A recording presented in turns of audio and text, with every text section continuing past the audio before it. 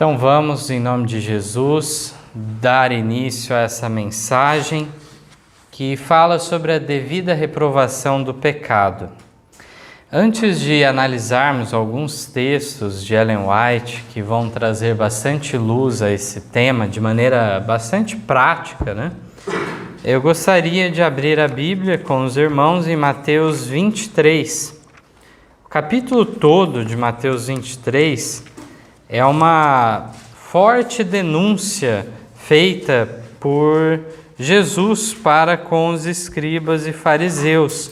Eles são tremendamente censurados.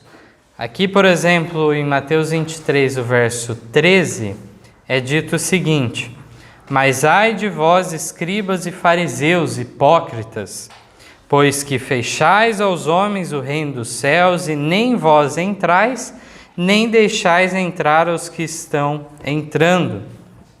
O 15 fala: ai de vós, escribas e fariseus hipócritas, mais uma vez repetindo, pois que percorreis o mar e a terra para fazer um prosélito, e depois de o ter desfeito, o fazeis filho do inferno 2 vezes mais do que vós.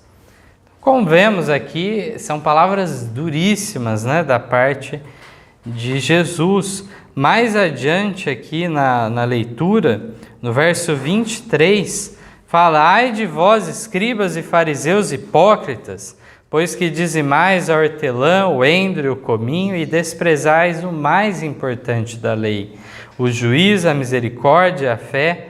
Deveis, porém, fazer essas coisas e não omitir aquelas.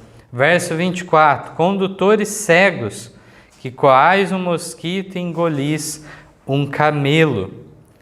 E aqui no verso 27, ai de vós, escribas e fariseus hipócritas, pois que sois semelhantes aos sepulcros caiados, que por fora realmente parecem formosos, mas interiormente estão cheios de ossos, de mortos e de toda a imundícia. Verso 28, assim também vós exteriormente pareceis justos aos homens, mas interiormente estáis cheios de hipocrisia e de iniquidade. E assim prossegue ainda por mais tempo as condenações.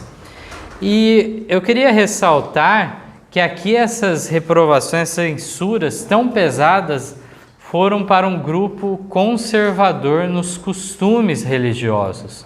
Os fariseus eram um exemplo, aqueles que estavam mais avançados, mais rigorosos na observância, não só da lei de Deus, como Deus tinha dado, mas sim nas tradições que eles tinham colocado, que muitas vezes invalidavam o próprio mandamento de Deus, entrava em conflito uma coisa com a outra. Assim como fala, o dízimo foi algo deixado para nós. Eles eram tão exatos que até aquela hortinha, alguma coisa que tinha de hortelã que comia, eles iam lá e davam a 10ª parte, mas esqueciam então da questão do julgamento reto, da misericórdia, da fé. Isso tudo era deixado de lado. Era um grupo que, em aparência, parecia que estava tudo certo, limpinho por fora, mas por dentro, por isso essa comparação de Jesus por dentro, tal como um sepulcro, cheio de sujidade, cheio de imundície. E diante desse quadro, não quer dizer também, de modo algum aqui, quero dizer que Deus não reprovava aqueles que eram liberais nos costumes religiosos de sua época. Esses eram os saduceus, que muitas vezes foram reprovados por Jesus. Eles estavam no outro espectro religioso, tinham grande poder, o sumo sacerdote mesmo era saduceu, e eram muito céticos em vários particulares da doutrina, inclusive sobre a ressurreição dos mortos. Diante desse quadro, quando lemos, tem muitos que desenvolvem uma síndrome, eu chamo de síndrome, a síndrome messiânica ou a síndrome de João Batista. A pessoa começa a se achar um João Batista, se achar um Messias que vai dar tais denúncias neste mesmo tom. Será que é isso mesmo que nos é indicado? É sobre isso que eu queria trazer nesta manhã. Primeiramente, vendo o exemplo de João Batista e o contexto daquela declaração, então, que ele faz também muito dura para com os fariseus.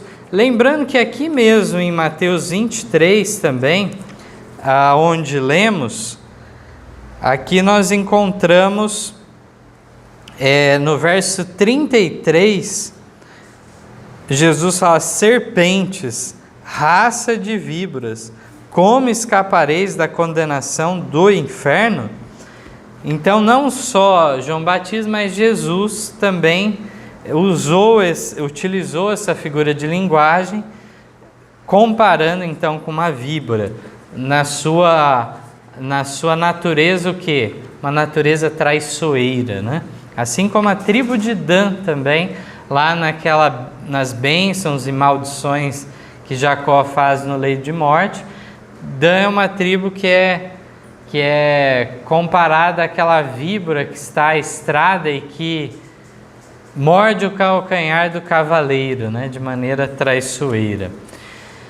Aqui então no Desejar de Todas as Nações, na página 105, e depois leremos na 215 também um trecho, Ellen White relata aquele cenário onde, não vamos ler na Bíblia, mas está lá em Mateus 3, em Lucas 3, João Batista então fazendo o batismo, e muitas pessoas vindo até ele, estava sendo muito bem sucedido aquele ministério de João Batista. Diz aqui que príncipes e rabis, soldados, publicanos e camponeses iam ouvir o profeta. Então todas as classes, humildes e altas, iam até ele. Alarmou-os por algum tempo a solene advertência de Deus. Muitos foram levados ao arrependimento e receberam o batismo. Pessoas de todas as categorias submeteram-se às exigências do Batista, a fim de participar do reino que anunciava. Então, submeteram, João Batista exigia alguns parâmetros para ser batizado, não era de forma aleatória, né? E muitos aceitaram, de várias classes, e deste modo, então, participavam do reino que ele anunciava. Tinham esse interesse de participar. Muitos dos escribas e fariseus foram ter com ele, confessando os pecados e pedindo batismo. Olha só que informação preciosa aqui, que a gente não percebe. Escribas e fariseus foram ter com João Batista, fizeram o quê? Confessaram os pecados. Olha só que coisa boa, né? E pediram o batismo. Haviam se exaltado como sendo melhores que os outros homens, levando o povo a ter alta opinião acerca de sua piedade. Agora os criminosos segredos de sua vida eram revelados. Mas João foi impressionado pelo Espírito Santo quando, a não terem muitos desses homens real convicção do pecado. Eram oportunistas. Esperavam, como amigos do profeta, obter favor diante do príncipe que haveria de vir. E recebendo o batismo das mãos desse popular e jovem mestre, pensava fortalecer sua influência para com o povo. João os enfrentou com a fulminante pergunta: raça de víboras, quem vos ensinou a fugir da ira futura? Produzi, pois, frutos dignos de arrependimento, e não presumais de vós mesmos, dizendo: temos por pai a Abraão, porque eu vos digo que mesmo dessas pedras Deus pode suscitar filhos a Abraão. E o outro trecho diz que o Batista fora em sua missão um destemido reprovador da iniquidade, tanto nos lugares elevados como nos humildes. Ousar enfrentar o rei Herodes com a positiva repreensão do pecado, não tivera a vida por preciosa, contanto que cumprisse a missão que lhe fora designada. Então é muito significativo esse texto, olha só. Eles chegaram a confessar os pecados, mas tudo era uma trama por detrás. O Espírito Santo impressiona João Batista e revela que aqueles homens não tinham tristeza real pelo pecado. Ao contrário, eles queriam que as pessoas, o público, visse a atitude humilde deles, indo lá, sendo batizado por João Batista, e eles agora adquirissem o quê? O prestígio de João Batista viesse a eles. E agora então, João enfrenta eles de maneira vigorosa. João Batista foi caçar encrenca com alguém? Foi querer atacar alguém? Não. Ele foi muito enfático diante de uma situação que era um divisor de águas. Se João Batista falhasse naquele ponto e fizesse como tantas igrejas hoje fazem, pegasse e batizasse eles, estaria entrando no grupo de João Batista pessoas então inadequadas para participar então desta obra que era então de arrependimento, preparo para a vinda do Messias que logo surgiria, apareceria. Ele foi destemido, por exemplo, para reprovar até mesmo quem? Herodes. Mas em que condição também que isso se encaixou? Diz que Herodes ouviu as pregações de João Batista, ficou tremendamente impressionado, via que era verdade o que João Batista pregava, e o que Herodes queria fazer? Ser batizado por João Batista.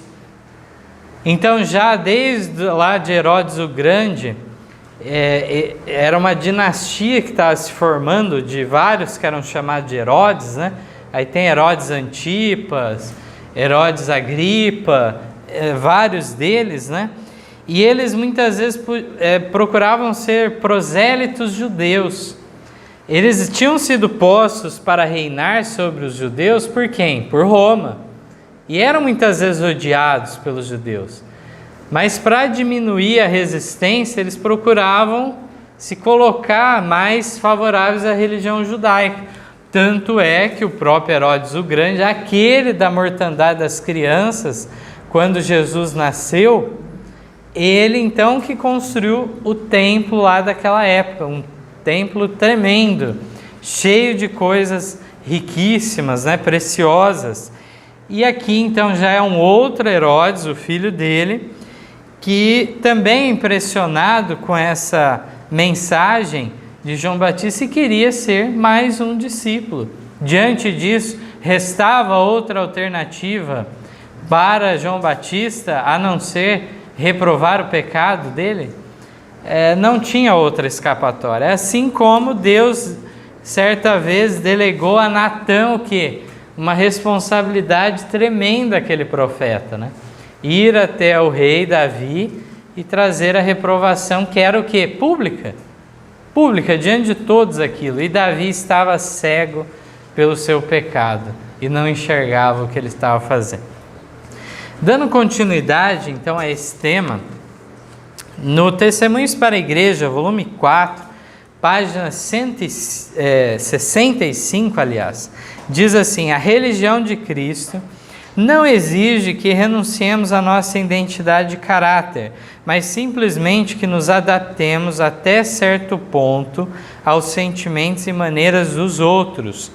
Podem se juntar em uma unidade de fé religiosa muitas pessoas cujas opiniões, hábitos e gostos em coisas temporais não se acham em harmonia. Se, porém, o amor de Cristo lhes arde no peito e elas esperam o mesmo céu como lar eterno, podem fruir a mais aprazível e inteligente comunhão e a mais admirável das uniões.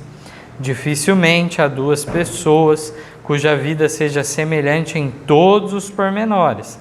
As provas de uma talvez não sejam as da outra, e nosso coração deve sempre se abrir em bondosa simpatia e inflamar-se com o amor que Jesus teve por todos os seus irmãos. Na continuação desse texto, vamos ver o exemplo de Cristo nessa área. Mas ainda se detendo nesse primeiro parágrafo, nós vemos que existem questões minúcias da nossa vida, questões que não são essenciais à fé religiosa, que nós, como irmãos de fé, vamos divergir. Não vamos ser idênticos. Eu não tenho que obrigar o meu irmão a ter o mesmo gosto, gostar da mesma. Não, é azul a cor certa. vermelho é feio e o meu irmão tem que achar do mesmo jeito. Então, há diferenças em certas opiniões, gostos, hábitos, em coisas temporais aqui fala. Coisas que não infringem uma lei de Deus, não há problema haver essa variedade dentro da igreja. Aqui fala também que muitas vezes julgamos mal o nosso irmão, porque de repente uma coisa nos é difícil de superar e para o meu irmão é fácil. Mas aí eu enxergo só aquilo que é fácil para mim de superar e vejo o defeito do meu irmão. Falo, não, olha só como que ele falha nisso. É tão simples para mim. De repente para o meu irmão não é assim. E na continuação, muito significativo agora, Ellen White nos traz o seguinte relato. E aqui é um testemunho que ela deu a alguém em sua época, diretamente tratando de uma questão prática. Eu os tenho advertido contra o espírito de censura e novamente desejo adverti-los acerca dessa falta. Olha só, a irmã já tinha dado reprovações no passado e mais uma vez ela enfatizando. Por vezes Cristo reprovava com severidade. Será que a irmã está comentando de Cristo agora por quê? Com certeza essa pessoa fala, não, mas Cristo chamou de raça de víbora, João Batista fez o mesmo, então eu tenho o direito de ser pesado nas minhas palavras? E agora Ellen White vai refutar essa pretensão da pessoa. Por vezes Cristo reprovava com severidade. Em alguns casos, talvez seja necessário que nós o façamos. Devemos considerar, no entanto, que, ao passo que Cristo conhecia a condição exata das pessoas repreendidas e a soma de reprovação que elas podiam suportar e o que era necessário para lhes corrigir a conduta errônea, sabia também exatamente a maneira de se compadecer dos errantes, confortar os desafortunados e animar os fracos. Sabia perfeitamente como preservar as pessoas do desalento e inspirar-lhes esperança, porquanto estava relacionado com os motivos exatos e as provações peculiares de todas as mentes. Ele não se enganava. E olha o que ela diz na continuação. Mas nós podemos julgar erradamente os motivos. Podemos enganar-nos com as aparências.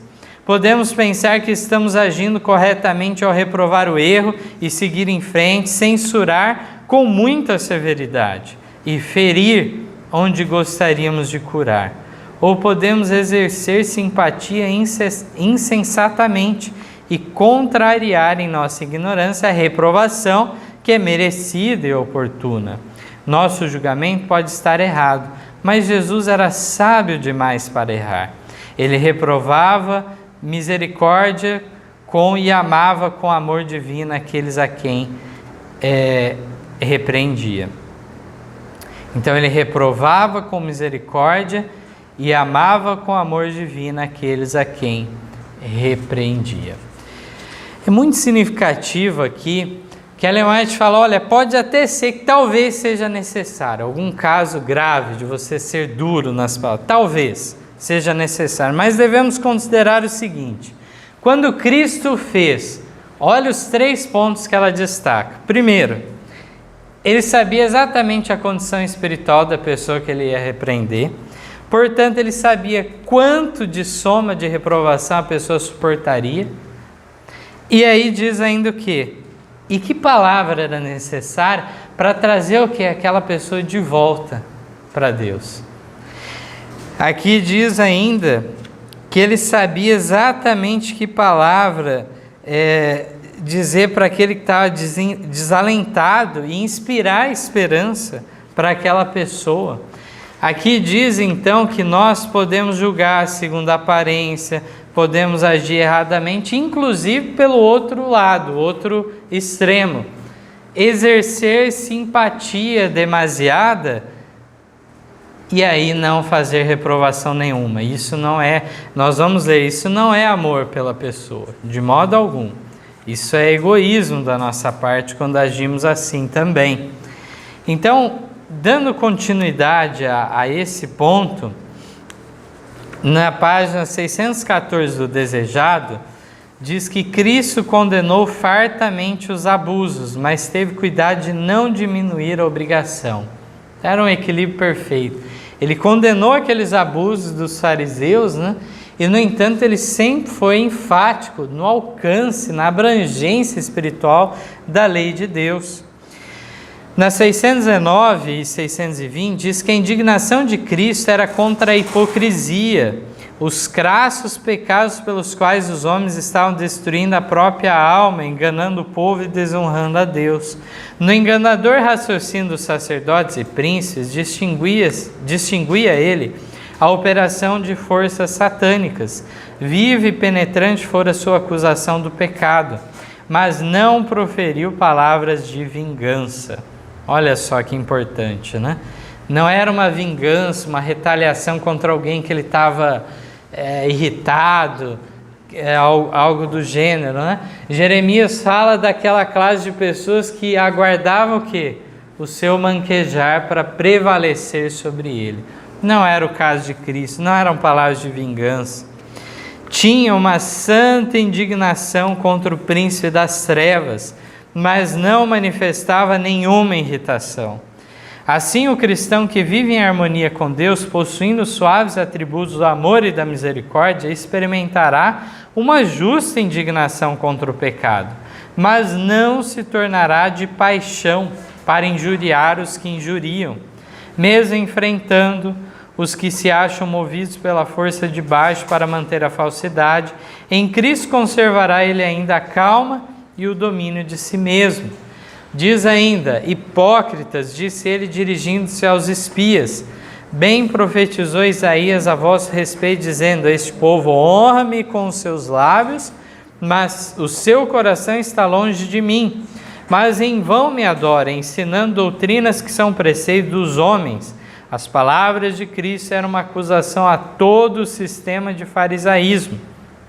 Declarou que, pondo suas próprias exigências acima dos preceitos divinos, os rabis se estavam colocando a si mesmos, acima de Deus. Os delegados de Jerusalém encheram-se de raiva. Não podiam acusar a Cristo de transgressor da lei dada no Sinai, pois ele falava como defensor da mesma. Contra a tradição deles, ele falava. Os grandes preceitos da lei apresentados por ele apareciam em chocante contraste com as insignificantes regras de origem humana. Aqui está no Desejado, na página 397, esse texto. Importante destacar, então, que Cristo, na realidade, quando lemos aqui em Mateus 23, ele não estava falando contra indivíduos em si, mas contra um sistema que era pregoado por uma classe, por um grupo, um partido, uma seita dos fariseus. Então, muitas vezes, teremos, de fato, que denunciar certos grupos religiosos que têm certas doutrinas errôneas. E vamos denunciar o engano destes. Mas não vai ser algo particularizado, individualizado contra uma pessoa, porque há pessoas o quê? Honestas, sinceras, servindo a Deus em todas essas corporações, grupos religiosos. Mesmo caso, né, como sempre comentamos, quando falamos da profecia que fala sobre o papado. Não é um ataque ao indivíduo que está em seu turno lá no cargo de papa em si. Podemos até admirar certos aspectos, por exemplo, da biografia de João Paulo II. Se os irmãos verem a história do Karol Wojtyla, era um polonês, sofreu muito lá na perseguição dos comunistas, antes tinha sofrido com o nazismo, e tem toda uma história. Então nós não vamos procurar detonar com a biografia da pessoa, não, de modo nenhum. Mas aquele cargo que ele desempenhou é um cargo ao qual Deus não deu a ninguém. Esse é o ponto. Deus não deixou ninguém como cabeça de sua igreja. Ele mesmo é a cabeça da igreja. E aí nós vemos, em relação a isso, que na profecia é denunciado um falso sistema de adoração profetizado, e é contra este poder, essa instituição, que nós nos colocamos de maneira ponderada, inclusive, mesmo ao falarmos disso. Na página 398 diz que os discípulos notaram a cólera dos espias ao serem expostos seus falsos ensinos. Viram os olhares zangados e ouviram as palavras meio murmuradas de descontentamento e vingança, esquecendo quantas vezes Cristo dera provas de ler os corações como um livro aberto. Disseram-lhe o efeito de suas palavras. Esperando que ele acalmasse os enraivecidos magistrados, observaram a Jesus. Sabeis que os fariseus, ouvindo essas palavras, se escandalizaram? Respondeu ele: toda planta que meu Pai Celestial não plantou será arrancada. Os costumes e tradições tão altamente considerados pelos rabis eram deste mundo, não do céu. É interessante que os discípulos ficaram preocupados com a repercussão daquele discurso duro de Jesus, e ele então, em outras palavras, digamos assim, o que ele quis dizer? Que as tradições realmente tinham que ser prontamente removidas, porque era um embaraço para a aceitação da verdade que a lei trazia. Não cessou ainda a substituição dos preceitos de Deus pelos dos homens. Mesmo entre os crentes, acham-se instituições e costumes que não têm melhor fundamento que as tradições dos pais. Aqui a irmã faz uma referência aos pais da igreja, considerados lá dos primeiros séculos da era cristã, que já começaram a introduzir elementos equivocados para dentro da igreja. Essas instituições, baseadas em autoridade meramente humana, têm suplantado as de indicação divina. Os homens se apegam às suas tradições e reverenciam seus costumes, nutrindo ódio contra os que lhe procuram mostrar que estão em erro. Nesta época, quando somos mandados chamar a atenção para os mandamentos de Deus e a fé de Jesus, vemos a mesma inimizade que se manifestar nos dias de Cristo. Acerca do povo remanescente de Deus está escrito: e o dragão irou-se contra a mulher e foi fazer guerra ao resto de sua semente, os que guardam os mandamentos de Deus e têm o testemunho de Jesus. Apocalipse 12:17. Então, vai haver hostilidade, ódio contra o povo de Deus por parte dos ímpios? Vai haver, de fato. O problema é como vamos retribuir. Vamos retribuir na mesma moeda? De modo nenhum, não podemos fazê-lo. No Desejar, na página 462, diz que não é seguidor de Cristo aquele que, desviando os olhos, se afasta do transear, deixando sem advertência prosseguir em sua degradante carreira. Os que são mais prontos a acusar a outros e zelosos em os levar à justiça, são frequentemente em sua própria vida mais culpados que eles.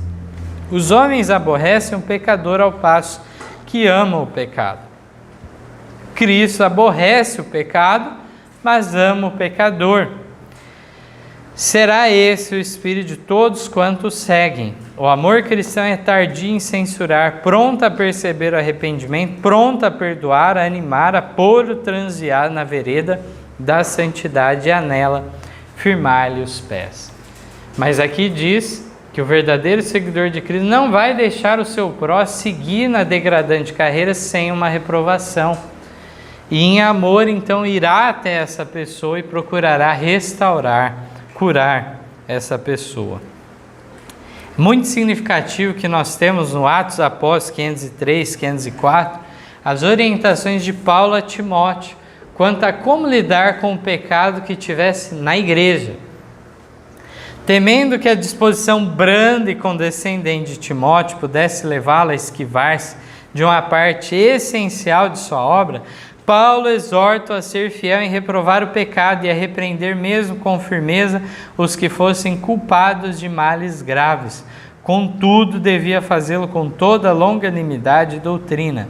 Devia ele revelar a paciência e o amor de Cristo, tornando claras suas reprovações e reforçando-as pelas verdades da palavra.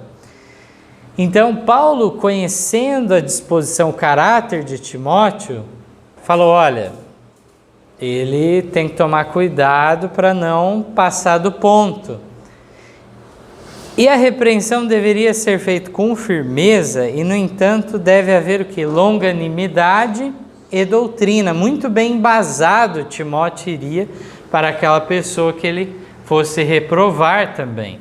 E não num achismo do que seria errado, mas sim baseado numa sólida doutrina. Odiar e reprovar o pecado e ao mesmo tempo mostrar piedade e comiseração pelo pecador é uma difícil tarefa. Olha só, Ellen White reconhece que é difícil, mas é isso que é exigido de nós.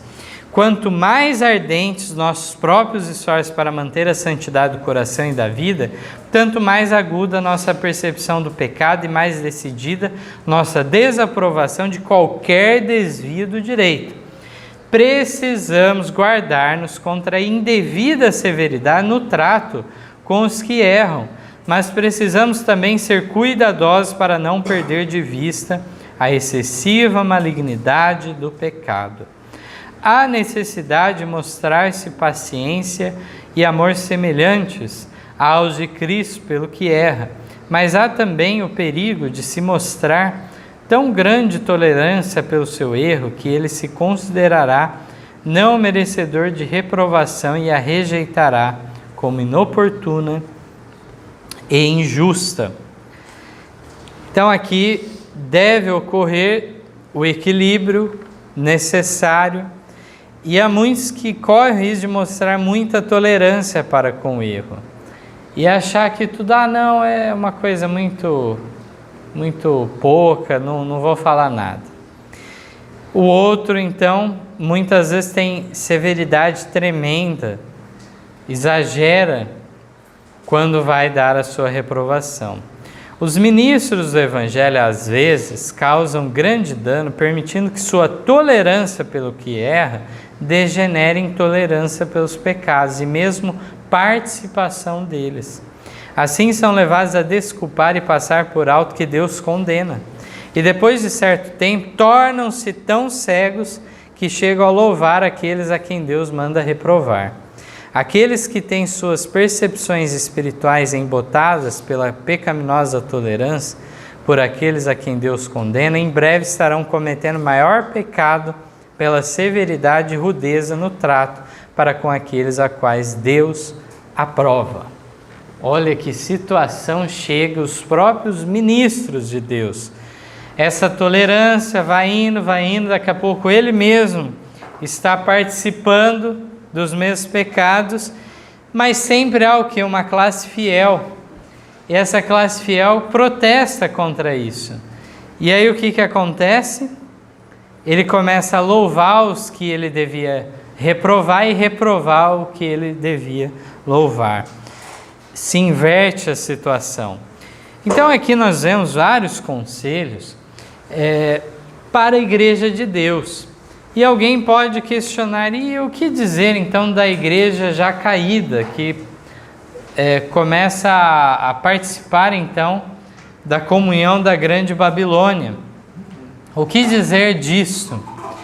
Então o que acontece nesse caso? Eu acho que um dos pontos que essas pessoas que participam ainda, os membros dessas corporações que estão em apostasia, um dos pontos que eles mais deveriam atentar é sobre o pecado congregacional, que é revelado na experiência de Acã. A questão de ser cúmplice por participar da mesma comunhão. Deus assim considerou Israel e há uma aplicação para os nossos dias, de modo que deve haver a devida disciplina e a exclusão daqueles que se tornem dignos da comunhão da igreja. Do contrário, então, estarão sobre o desfavor divino. É isso que a história de Acã nos revela. É isso que cada pessoa que está ainda nessas igrejas deve meditar claramente. Ele pode protestar enquanto der lá dentro. Não havendo uma mudança de postura por parte do ministério, deve abandonar sim essa denominação. Não há outro caminho, não há outra escolha. Uma vez que essa pessoa, sim, ela pode fazer todo esse esforço por algum tempo de protesto lá dentro. O problema é aquele que acha que a vida toda ele vai ficar fazendo isso, a despeito do ministério e os demais não acatarem nada disso. Assim se torna cúmplice dos pecados que lá se cometem. No Atos dos Apóstolos, na página 549, nós temos o último tópico, agora sobre João, o chamado discípulo do amor, discípulo amado, né? Na 549, 550, 554 e 555 também, alguns trechos, diz que não é a oposição do mundo que mais ameaça a Igreja de Cristo. É o mal abrigado no coração dos crentes que acarreta suas mais graves derrotas e mais seguramente retarda o progresso da causa de Deus. Não há maneira mais certa de debilitar a espiritualidade que acariciar a inveja, a suspeita, a crítica e as vis desconfianças. Por outro lado, o mais forte testemunho de haver Deus enviado seu Filho ao mundo é a existência de harmonia e união entre os homens de variados temperamentos que compõem sua igreja. É privilégio dos seguidores de Cristo dar esse testemunho, mas para isso fazer, precisam colocar-se sob o comando de Cristo. O caráter deles precisa conformar-se ao seu caráter e a vontade deles à sua vontade. Então nós vemos o perigo na igreja de um espírito sempre de inveja, más suspeitas contra o próximo, críticas, desconfiança. Quando é permeado disso, mesmo que não há razão para tais coisas, isso tudo vai debilitando a espiritualidade da igreja. Na igreja há o quê? Foi dito aqui, variados temperamentos. E deve haver, até certo ponto, em alguns casos, um respeito mútuo ou tolerância que seja dessas diferenças. É claro que alguns estarão mais desenvolvidos na escada da santificação, uma vez que muitas vezes tem mais tempo já de igreja, outros menos tempo, e assim várias pessoas vêm de famílias, de criações diferentes, e tudo isso influi. Mas isso não impede a harmonia e união da igreja, como foi dito. Deve haver uma unidade na diversidade. Diversidade doutrinária? Não. A doutrina é uma, mas as pessoas têm personalidades diferentes. E isso deve vir a somar a igreja. Já várias vezes trouxemos aqui, né, a experiência de Lutero e Melanchthon. Eram de disposição totalmente diferente um do outro. Havia situações que Melanchthon tinha que segurar Lutero, que ele era muito impetuoso. E era um defeito de caráter. Ellen White fala que ele era exagerado nesse ponto. Ele tinha que ser mais refinado. Ele era muito pesado nas palavras, mas a despeito disso, Deus quis usar Lutero. Não por causa disso. Esse é o equívoco de muitos. Alguns não, era porque Lutero era duro assim que Deus usou. Era a despeito disso, Deus foi refinando o seu coração. Melanchthon foi um jovem que ficou ao seu lado e ajudou muito. E por outro lado, Melanchthon podia ser aquele muito tímido, que não ia desenvolver, se jogar mais de forma enérgica.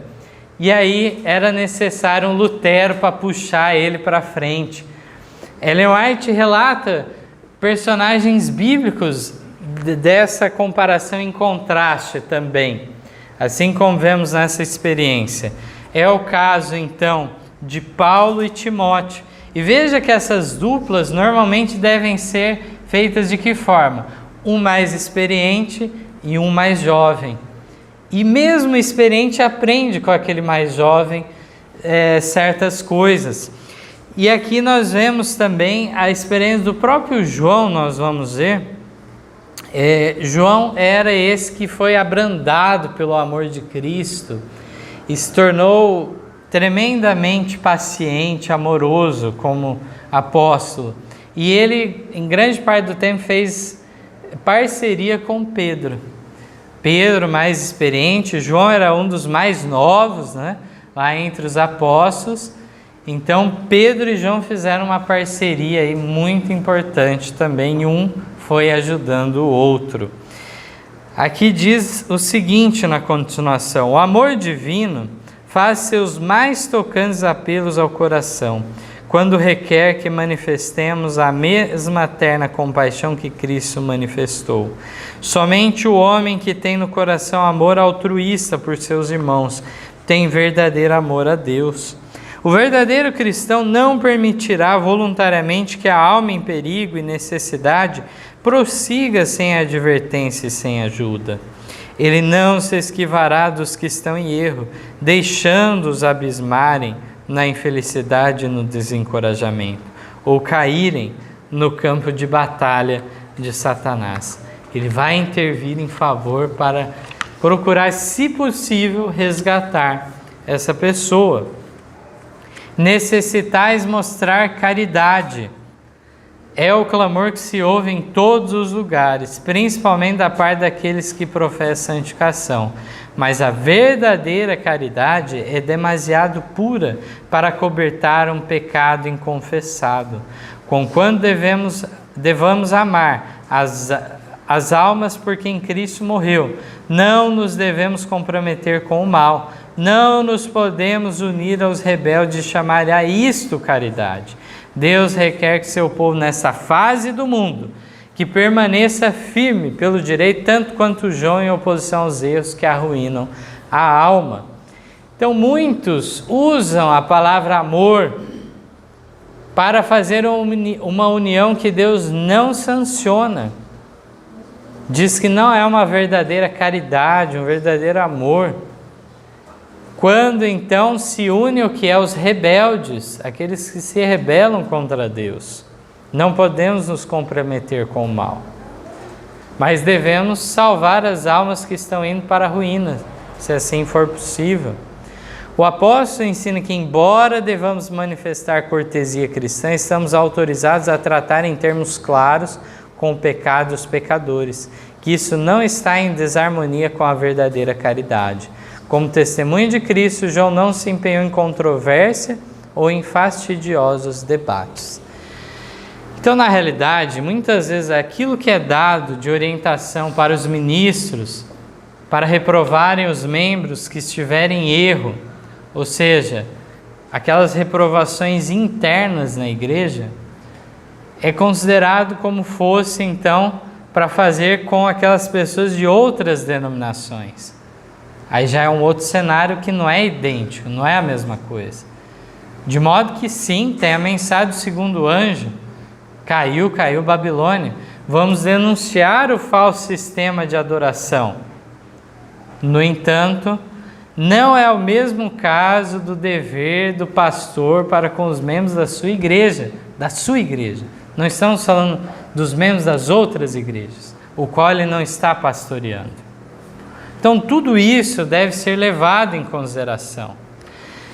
Fazendo um rápido retrospecto dos tópicos, então, que nós tratamos nesta manhã, nós vemos a razão pelo qual os fariseus foram chamados publicamente de raça de víboras por João Batista. Eles pediram batismo, estavam com uma aparência de piedade falsa. O Espírito Santo veio e orientou João Batista. Aqui vemos que Cristo reprovou com severidade em alguns casos, mas nós somos falhos, podemos julgar erradamente. Não sabemos a exata dose, não sabemos exatamente a condição daquela pessoa, mas Jesus, no olhar, ele discernia o quê? Tudo sobre aquela pessoa. Sabia o pecado mais oculto daquela pessoa. Devemos se indignar com uma santa indignação contra a hipocrisia religiosa, como Jesus fez, e ele procurou reprovar então as tradições para enaltecer a lei de Deus. Devemos advertir com genuíno amor a pessoa desviada.